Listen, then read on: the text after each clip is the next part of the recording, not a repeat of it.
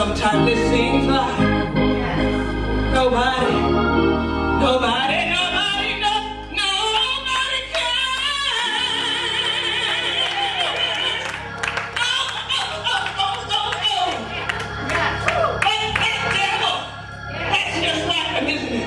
to make you think nobody cares. The devil, he is a liar. My mama taught me, the devil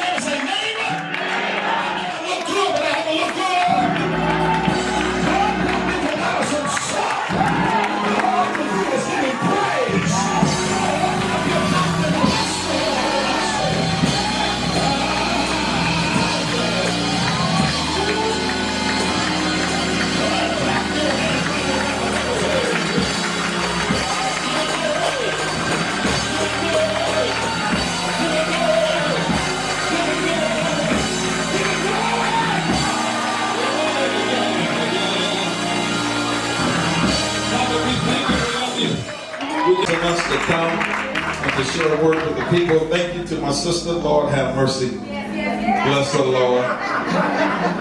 She didn't ask me. She just called and said, Daddy, I want you to come back again. And I just said, okay. And when I shared with the church, we're going back to House of Love in Tulare, they said, okay. And we want to thank God for that. Those of you that have come with us for making sure, those of you that have come, please stand and so we can show them how much we love them.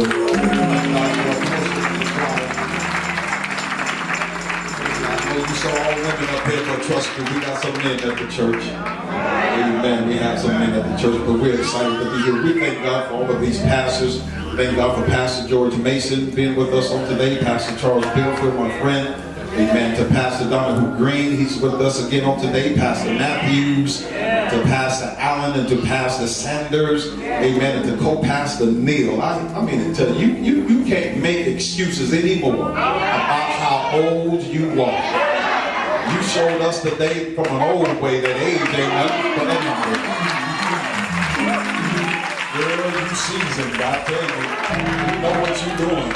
You don't mind to me like that directly cries no more. Lord have mercy.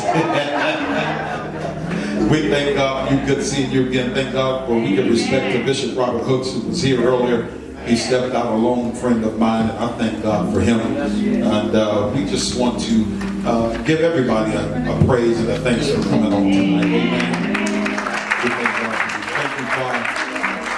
Thank you, Father. Thank you, ministers and elders, those of you that had taken our time to come and be with us to support us on tonight. Amen. We're going to go into the word of the Lord tonight. We're not going to be before you long, but as the Spirit of the Lord says so, we're going to try to move as expeditiously as we possibly can. Those of you that have your Bibles, let's go to the book of Psalms, Psalm 46. Psalm 46. Book of Psalms, Psalm 46. beginning at verse number 1. Then from there we're going to go to Jeremiah chapter 29, verse number 11. You have it, say amen. The word of the Lord reads, Psalms 46.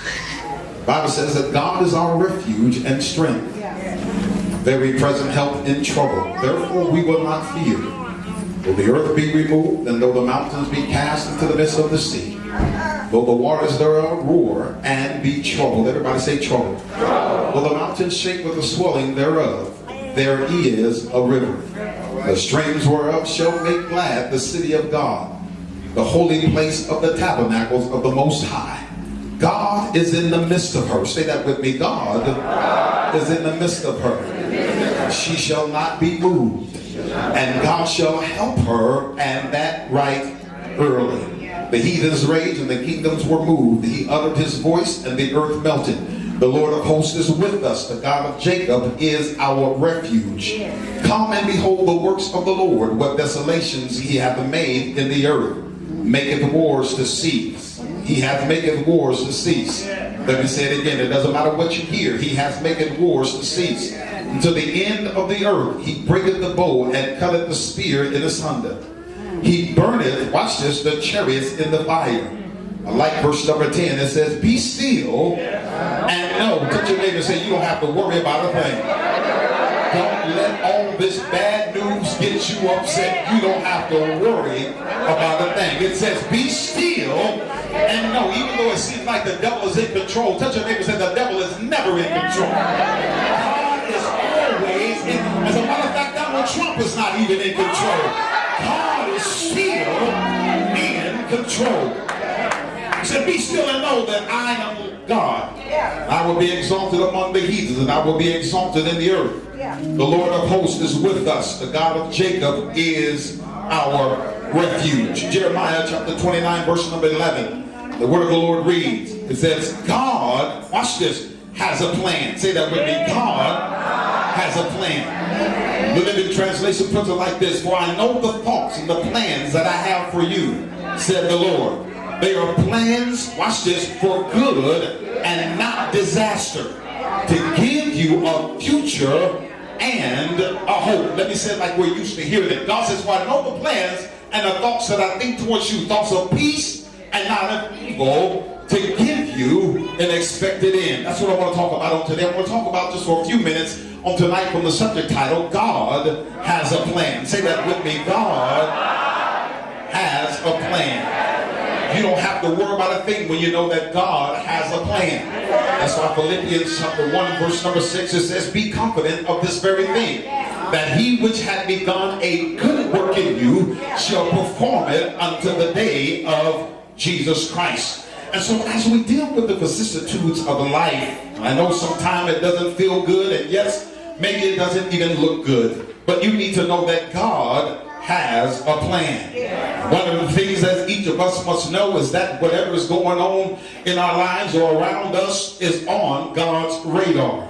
But even if your situation is not picked up on the radar of the closest people around you, you have to be aware that your situation is under divine observation.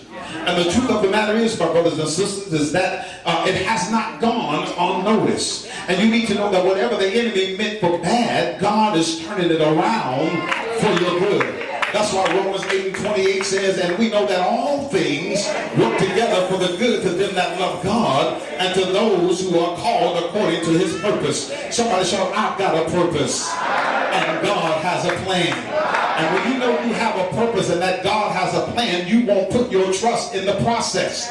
Because it's in the middle of the process that make you want to give up before you get to the promise. You have to learn how to put your faith and your trust in the promises of God. And the Bible declares that God is not a man that he should lie, neither the son of man that he should repent. But everything that God has spoken, it shall come to fruition. The Bible says, shall he not make it good? Touch your neighbor and say, he shall make it good.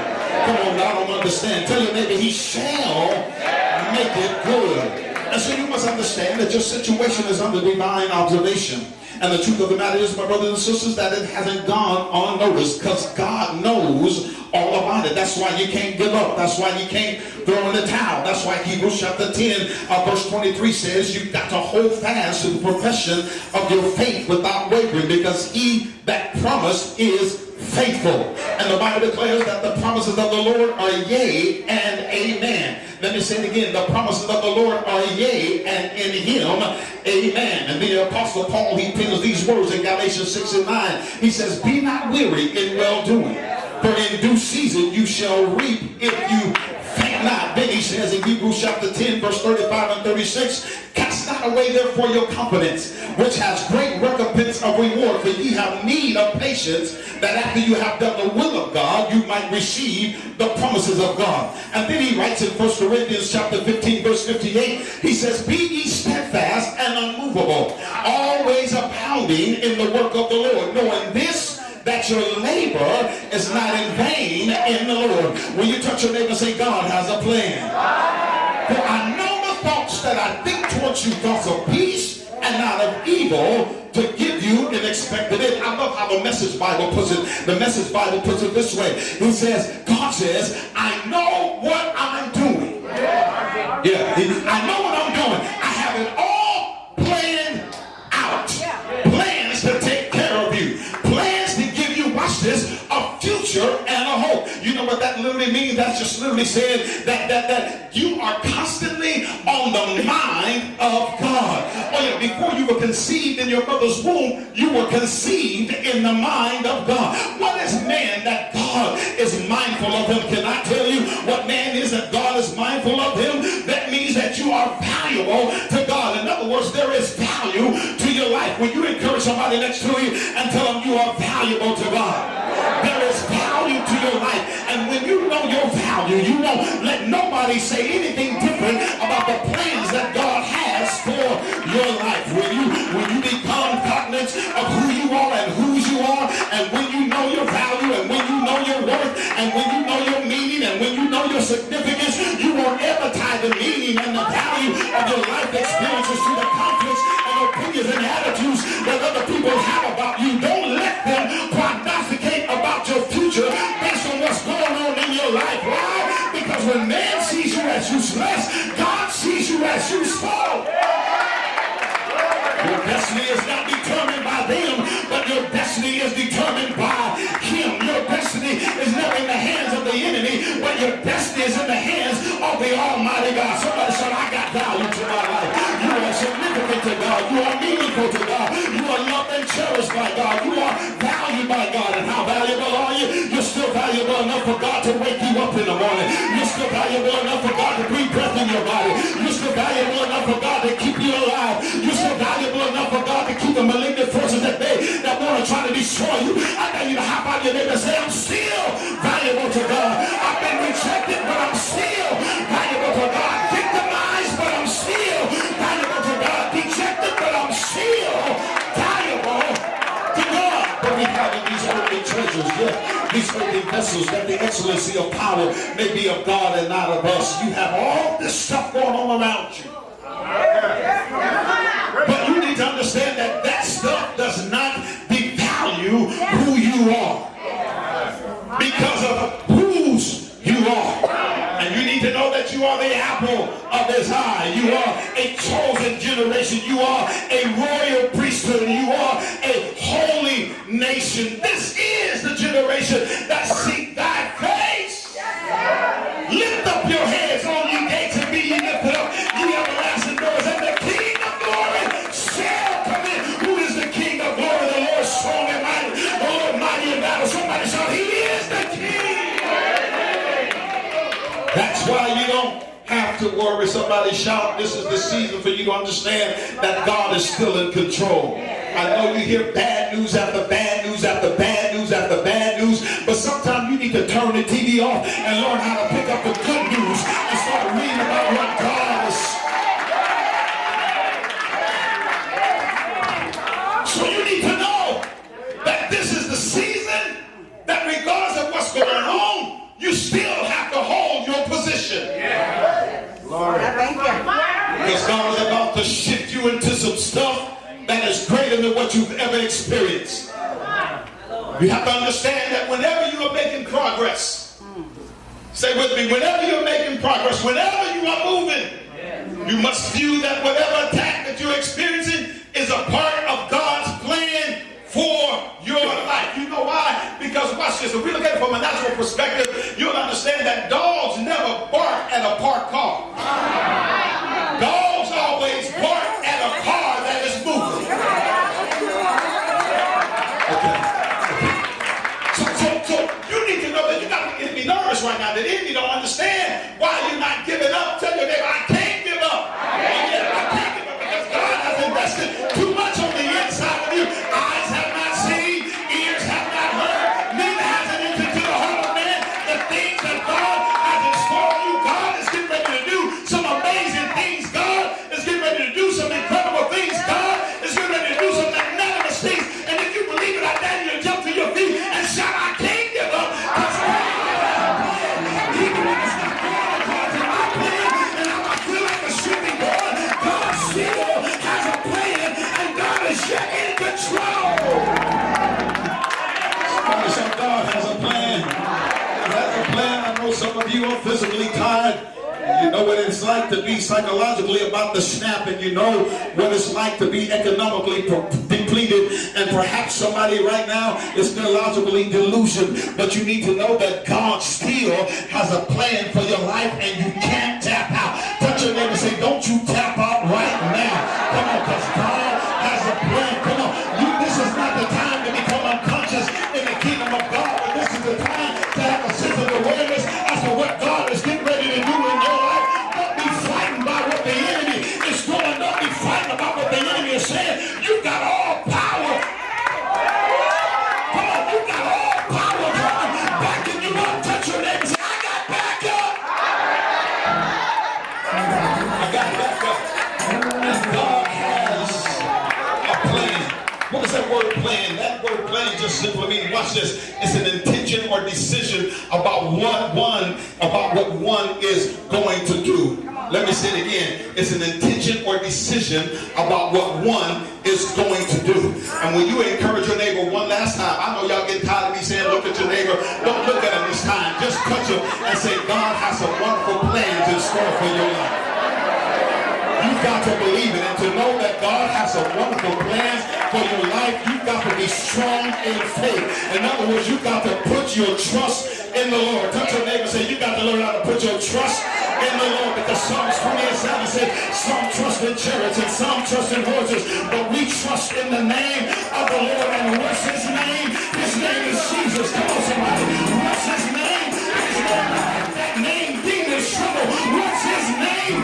That name, demons have to flee. What's his name? His name, Jesus. God has a plan.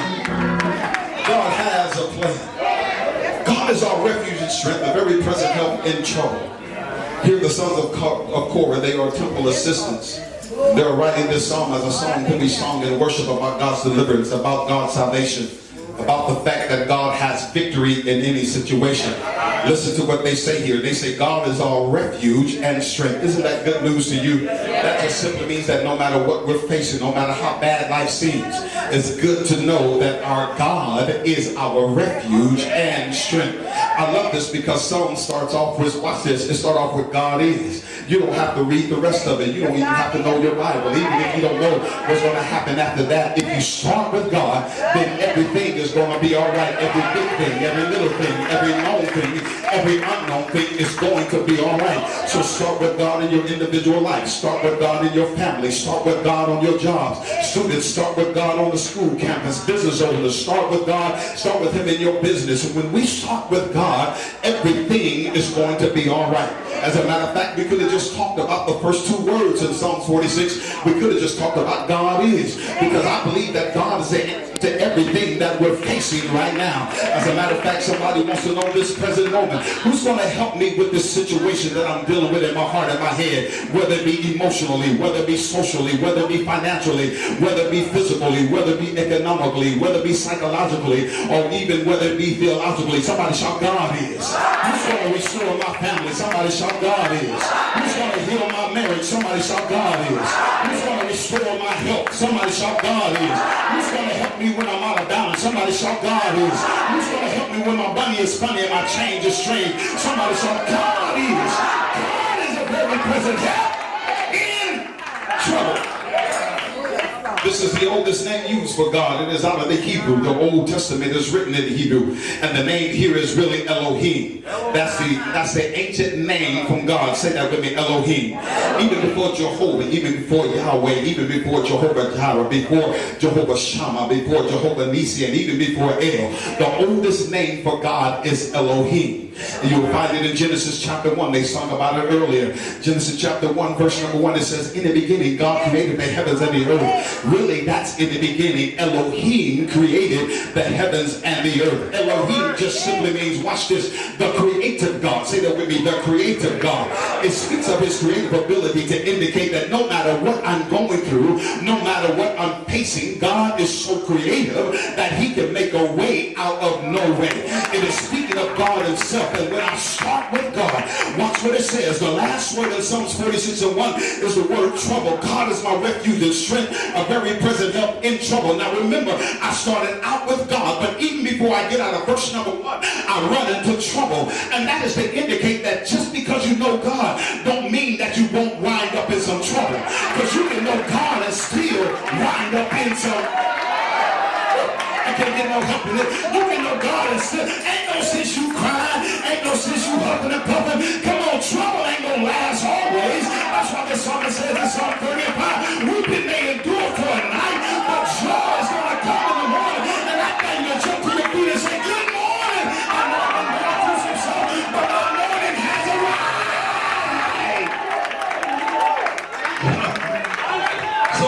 So you can know God and still wind up in some trouble. That don't mean you ain't saved just because you get in trouble.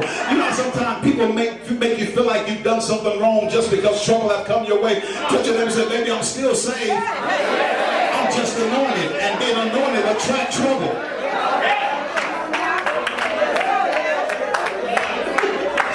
Because you need to understand that this word here, this word trouble here, it means to be in a tight, it means to be in a jam. It's to have your back up against the wall. It's to be between a rock and a hard place. It's to hit rock bottom. And so have you ever been in a situation that you wanted to do something about it and you couldn't do nothing about it? You were in a tight, you were in a jam, and even if you wanted to help, you couldn't. And I know you can't admit it up in here because we live in such a day of pretense-filled Christianity, such superficial spirituality that we can't even be honest with each other anymore about how we feel and what we're going through, the stuff that's happening in our lives, because people will capitalize on your pain and turn it into punishment. But somebody knows what I'm talking about. Come on, that's what the writer is talking about in this text. The situation is so drastic, so devastating to the point to where these people have hit rock bottom. Did you hear me? These people, God's people, have hit rock bottom. But remember, we started with God, and so since we started with Elohim, he is so creative that he can make a way out of no way, regardless of what kind of jam or tight we're in. All we have to do is learn how to wait upon the Lord. That's why the prophet says, Isaiah, he says it in the 40th chapter, he says, have you not known, have you not heard the everlasting God, the Lord, the creator of the ends of the earth, neither faints nor is he weary, his understanding is unsearchable, he gives power to the weak, and to those who have no might, he increases their strength, even the youth shall faint and be weary, and the young men shall utterly fall, but they that wait upon the Lord.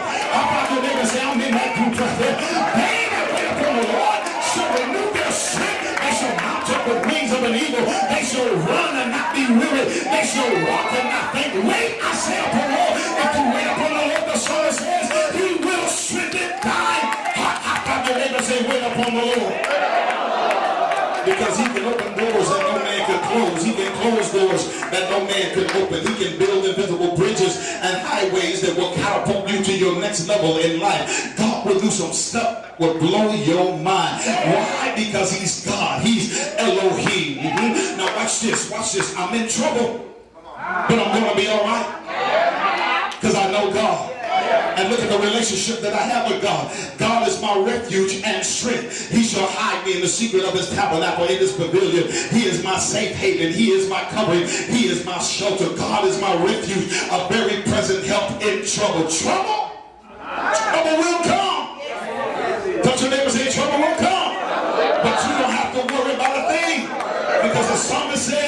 in Psalm 27 and 13, he says, I would have fainted unless I had believed to see the goodness of the Lord in the land of the living. And then Proverbs 24 and 10 says, if you faint in the days of adversity, your strength is small. Touch your neighbors and trouble will come. But you got to learn how to hold on to God's unchanging. I learned that from you. You got to learn how to hold on to God's unchanging hand. It doesn't matter what it looks like. It doesn't matter how you feel. God is still in control. He's still, somebody shout, he's still in control. Come on, trouble will come. I got trouble, but I ain't tripping. Touch your neighbor, say, I ain't tripping. Look what it says in verse number 2. It says, even though trouble comes, it says, therefore we will not fear. We will not fear. And look at the trouble that the writer is talking about. We will fear. He says, watch this, we're in trouble. Earthquakes are coming, mountains are falling into the heart of the sea, waters are flooded, things that used to be stationary are now unstable, not just things, but even people. Come on now. Mountains are shaking with the, you'll get it in a minute, mountains are shaking with the swelling thereof. Sounds like the stuff that's happening in the world today. But look at what the sons of Korah say. They say, even when all of Satan's sanctuary is breaking loose. Now I have to say Satan's sanctuary because I didn't know if I can say hell or not.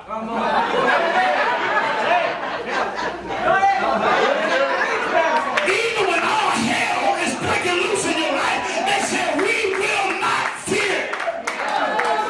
There's a lot of stuff going on, but because we met God before all this, we will not fear. We got trouble, but I ain't scared. Touch your neighbor, say, I ain't scared, because our trust is in the Lord. Come on, say, my trust is in the Lord. Come on, I will trust in the Lord until I die. That's why Proverbs chapter 3 verse 5 and 6 says, trust in the Lord with all of your heart and lean not to your own understanding. In all of your ways acknowledge him. He shall direct your path. Touch your neighbor and say, maybe if you just learn how to let God lead you all the way from earth to glory. Okay. Watch this. I'm almost done. Watch this. Watch what they say. They say, our trust is in the Lord. Though the earth be removed, though the mountains be carried into the midst of the sea, the waters are roaring and trouble, mountains are shaking, but I ain't tripping. Why? Because there is a river. Touch your neighbor and say, there is a river. Watch this, because you got bad news after bad news after bad. Listen, when I come to church, I don't want to hear no bad news. When I come to church, I want to hear some good news. We don't need a gloomy cloud over the church. Touch your neighbor and say, we come to hear some good news. It's just that stuff outside the church. Don't bring that stuff in the church. Touch your neighbor and say, we want to hear some good news. I said, you got bad news after bad news after bad news after bad news. And then it reads, watch this, it says, there is a river. Are you in the text with me? There's a river. Okay, watch this. At the end, Psalms 46 and 3, there's a word there called Selah. It's called Selah. And it reads like this. In verse number 3, he says, though the waters roar and be troubled, and though the mountains shake with the swelling thereof, then there's the word Selah. Okay, stay with it. It says Selah. And Selah, you need to understand, is a musical term. It's a musical term. And when you're reading the book of Psalms, you're not supposed to read that word Selah.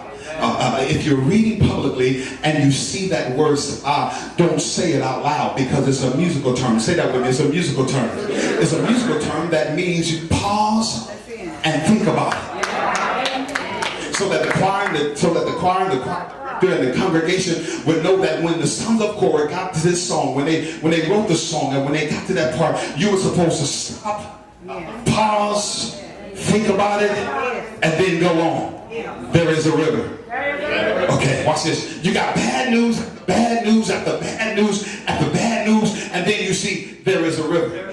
Because there is a river trumps bad news. Okay, let me explain. Because this passage of scripture, the sons of Korah, they wrote this song, celebration to be sung about the deliverance of God's worship. They were reflecting on 2 Kings chapter 18 and 19. And the children of Israel, they're all inside the walls of Jerusalem, a place of fortitude and protection. And the Assyrian army, they had waged war against them. And so whenever war broke out, they would run into the city for the protection of the walls. But they were up against a powerful nation that defeated so many armies in that day. And now they're coming up against Israel. But Israel are inside the walls of Jerusalem for protection and safety. Say that with me, protection and safety. And King Sennacherib, he tells Hezekiah, he said, listen, Hezekiah, if you don't come out, we gonna come in, and it ain't gonna be pretty. But what the enemy didn't know is that King Hezekiah had already prayed to God, and God had told him, stay right with where you are. I'm on your side. Be still and know that I am God. Touch your neighbor and say, neighbor, be still and know that I am God. In other words, he didn't have to worry about a thing. He didn't have to come out because of what the enemy said. All he had to do is trust God and take him at his word. And can I tell somebody, when you learn how to trust God and take God at his word, there is nothing that the enemy can do to you. Because the Bible says that when the enemy come against you like a flood, the Spirit of the Lord will raise up a salmon up against them. And what is that salmon? Come on, the enemy can't stand to be in the presence of the worshipers and praisers. And do I have any worshipers and praisers in the house of today? And you can stand and let the devil know, devil, I'm not worried about what you're trying to do, devil. I'm not afraid of what you have already done. For I serve a God who is more than able to do exceedingly and abundantly above all you can ever ask or think, according to the power that works on the inside of you. And if you know you got that power, I tell you to shake somebody's hand like you're going to shake it off and say, I got power. It's not just any kind of power, but it's Holy Ghost power. That's why Acts 1:8 says that you shall receive power after that the Holy Ghost has come upon you. And you shall be witnesses unto me, and unto Jerusalem, and unto Judea, and unto Samaria, and unto the uttermost part of the earth. Somebody said, I got power. It's not just any old kind of power, but it's Holy Ghost power. It's quickening power. And it's the power that gives me strength from day to day. All you have to do is say, Lord, I need your help. And God will hear your cry. Is there anybody here who sought the Lord in a moment of adversity? You sought the Lord in a moment of going through. And God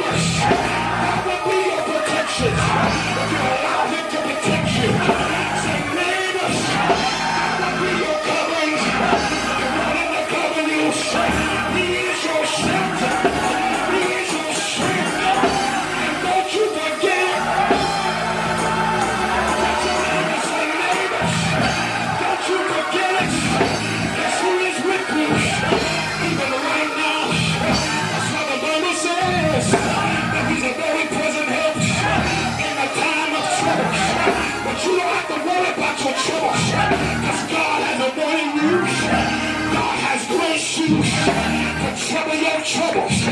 God has anointed you. God has graced you to distract your distractions. God has anointed you, and God has graced you to overcome your enemies. Don't worry about your enemies, because you won't see them no more. Because God, He is a divine protector. Somebody say, I got protection. And when you know you got protection, you don't have to brag about a gun. When you know you got protection, you don't have to brag about a knife. When you know you got protection, you don't have to brag about anybody else that's on this planet Earth. But when you know you got God protection, He will keep you. He will hold you. He will comfort you. Can't nobody do you like Jesus. Can't nobody rock you like Jesus. Can't nobody hold you like Jesus. Can't nobody be the kind of friend that God is to you. Somebody shout, God has a plan. I feel it going on. Even when it doesn't look good, you have to still put your trust in God. And I just see about 100 folk. You know you've got your trust in God. And you know what the writer says? In Hebrews chapter 11 and 1. Now faith is the substance of things hoped for, and the evidence of things not seen. And if you skip to the 6th verse, the Bible says, without faith, it is impossible to please God. For he that comes to God must believe that He is, and that He is the reward of them that diligently seek Him. Somebody shout, I got faith. And the faith that I have is not a backup kind of faith, but the faith that I have is a faith that steadily moves forward. This faith has no reverse. Somebody shout, I got strong faith.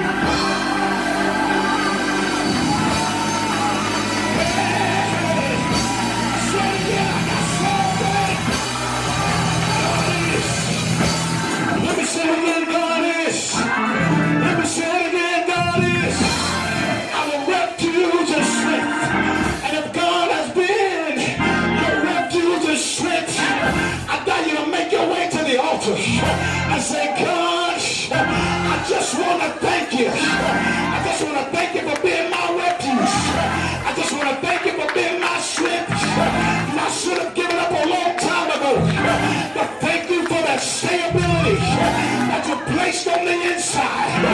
Y'all ain't saying nothing. When you're here on today, make your way to the altar. Don't worry about it. We're not saying you're not saved, but just come and say, God,